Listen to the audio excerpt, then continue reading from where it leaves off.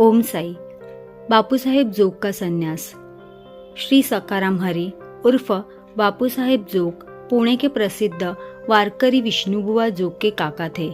वे PWD में supervisor थे। सेवानिवृत्ति के पश्चात वे अपनी पत्नी सह शिरडी में आकर रहने लगे। उनके कोई संतान नहीं थी। पति और पत्नी दोनों ही साई चरणों में अटल श्रद्धा रखते थे। वे दोनों अपने दिन उनकी पूजा और सेवा करने में ही व्यतीत किया करते। मेघा की मृत्यु के पश्चात बापूसाहेब जोग ने बाबा की महासमाधि पर्यंत मस्जिद और चावड़ी की आरती की।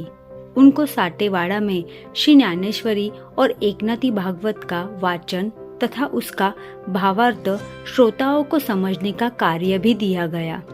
इस प्रकार अनेक वर्षों तक सेवा करने के पश्चात उन्होंने एक बार बाबा से प्रार्थना की कि हे मेरे जीवन के एकमात्र आधार, आपके पूजनीय चरणों का दर्शन कर समस्त प्राणियों को परम शांति का अनुभव होता है।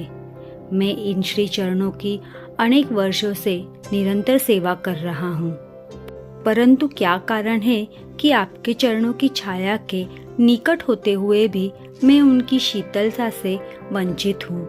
मेरे इस जीवन में कौन सा सुख है यदि मेरा चंचल मन शांत और स्थिर बनकर आपके श्री चरणों में मग्न नहीं होता?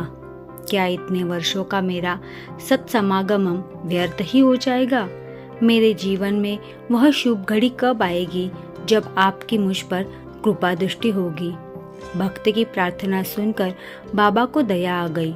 उन्होंने उत्तर दिया कि थोड़े ही दिनों में अब तुम्हारे अशुभ कर्म समाप्त हो जाएंगे तथा पाप और पुण्य जलकर शीघ्र ही भस्म हो जाएंगे। मैं तुम्हें उस दिन ही भाग्यशाली समझूंगा जिस दिन तुम अपने ऐन्द्रिक विषयों को तुच्छ जानकर समस्त पदार्थों से विरक्त होकर पूर्ण अनन्य भाव से ईश्वरी भक्ति कर संन्यास धारण कर लोगे। कुछ समय पश्चात बाबा के वचन सिद्ध हुए।